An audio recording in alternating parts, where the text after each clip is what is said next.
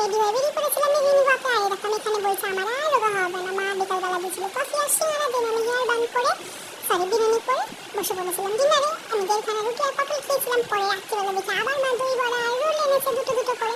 পরে ওটা তিনজনে মিলে ভাগ করলাম। এটাও চাইলো সকালের ভিডিও। সকাল থেকে এত বিচ্ছিরি মেঘলা ওয়েদার। আর এখন বাজে 8:30, আমি তাও ঘুমোচ্ছি। আর দেখো তারপরে উঠে রেডি হয়ে আজকে আমি কোনো ব্রেকফাস্ট করিনি, জাস্ট ডিয়ারি মিল্কটা খেয়ে বেরিয়ে পড়েছিলাম মায়ের সাথে শপিং এ। আর দেখো আমার না আলাদা আলাদা আমাদের দোকানে সেট করা আছে পণ্য করে। একটা বাবার জন্য, একটা আমাদের বাটিকের কুর্তি, আলাদা আলাদা বিভিন্ন জায়গাতে ওয়ান পিসের দোকান।